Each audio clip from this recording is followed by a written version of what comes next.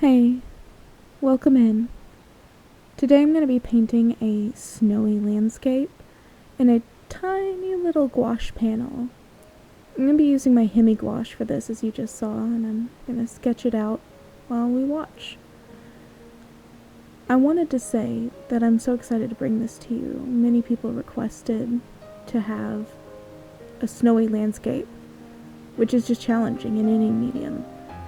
You have to make it look fuzzy and a little out of focus if the snow's falling, really, really white if it's not, and altogether it can be hard to shape a landscape that's the same color as your paper. So I decided there needed to be a path, and there needed to be stuff that wasn't completely covered. So I created a little path that disappears off into the distance.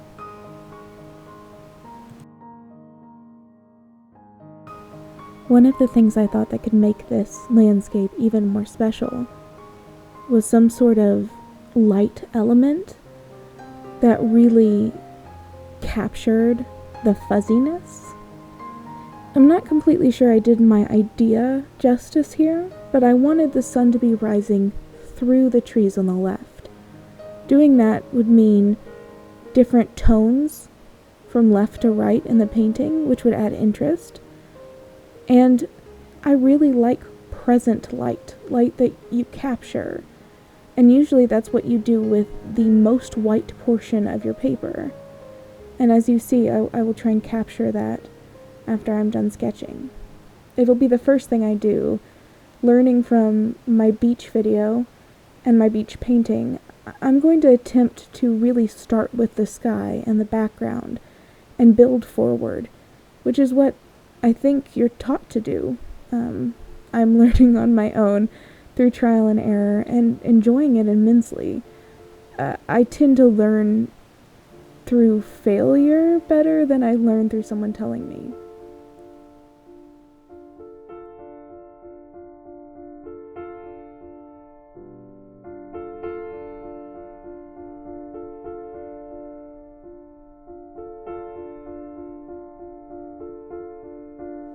I'm just going to go over the painting with a kneadable eraser to make sure I get the darkest lines up. I'm hoping that with the gouache they won't be visible anyway, but with the lightness of the colors I'm going with in this painting, I want to be absolutely sure.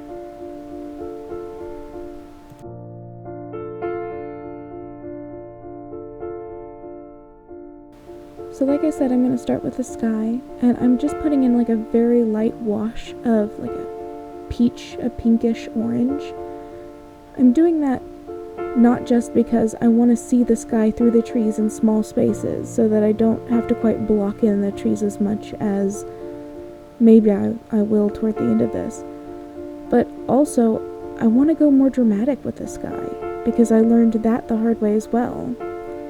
And I know that the light white of the paper will pop where the sun is if I fully fill the area with a much brighter pink to contrast. And then I'm just laying a little bit of ultramarine gouache at the very edge of the landscape so that not only can I see the changes better, but I can see the distant horizon in this like foggy way.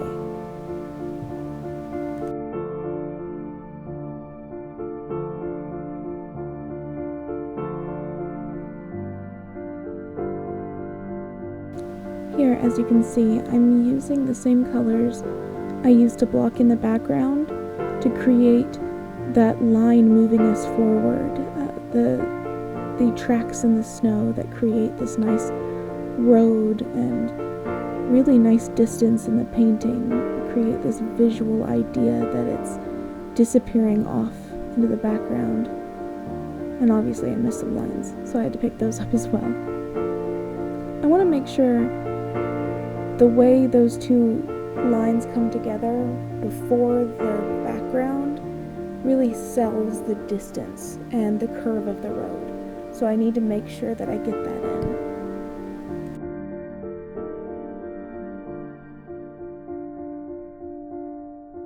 Here I'm grabbing some ultramarine, a bit of phthalo, and some of that viridian, and I'm trying to create a dark, smoky green-blue that I really see in these fir trees, especially with that pink peach background. It creates this nice, lovely built purple green that I really wanted to see pop against the pink backdrop.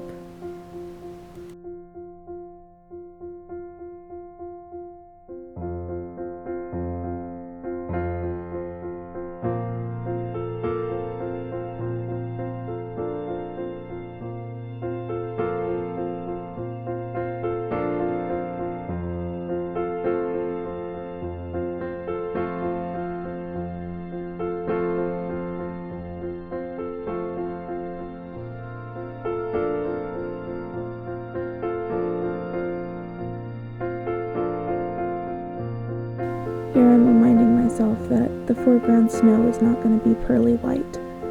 It just isn't. So I need to kind of choose where my highlights are going to be and paint everywhere else so that I give some depth and life to the snow so that it's not just paper. I also have to remember that gouache just sticks best to gouache. So putting some down on your paper and then building things up once that is dried is tried and true, and it's just going to be the best method.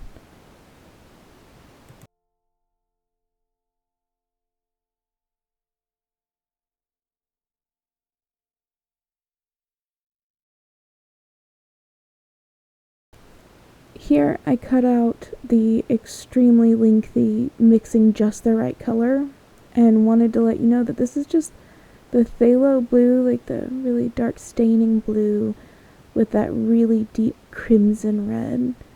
I mixed this together because I see this a lot in trees that are in shadow with the sun coming through them. They have this dark purple quality, and the leaves that are the closest touched by the sun almost turn this vibrant orange yellow, and that's so neat because purple and gold, purple and orange really offset each other in this gorgeous way. So I wanted to see if I could hone that for lighting effects in this piece, and I think it actually worked out really well. I'm going to zoom in just a second and show you the painting parts of the tree closest to the sun where that light will just encompass all of the parts of the tree.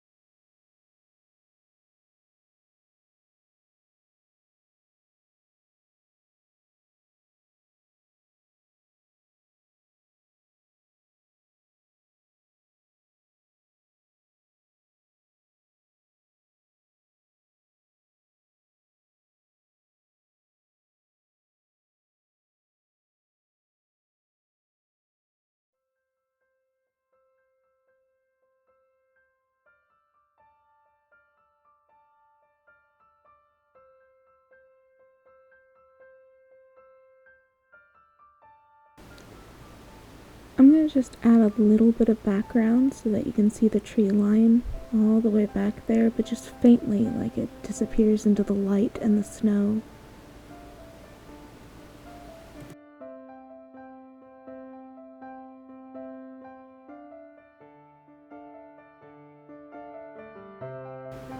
Here you'll watch me mix up like a really dark blue purple with the viridian and the red, and really the colors I had already had on my palette, and I'm just going to lightly tap in tree forms here so that you can see the darkest forms of the tree not touched by the snow.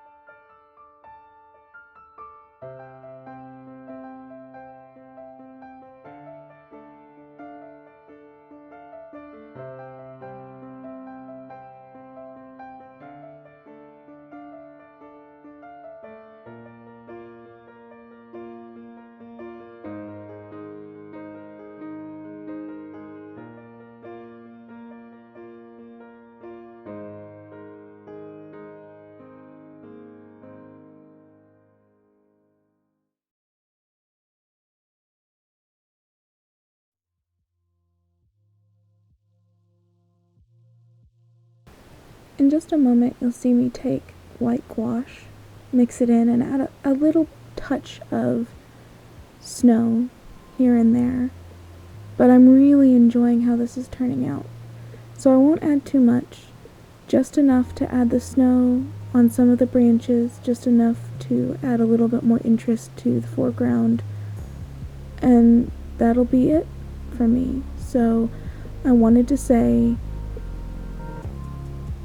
I hope you guys really enjoyed this, and please let me know if there's anything you'd like me to change or if there's anything you'd really like to see. I hope you enjoyed this snowy landscape. I learned tons, and I'm excited to be able to share it with you.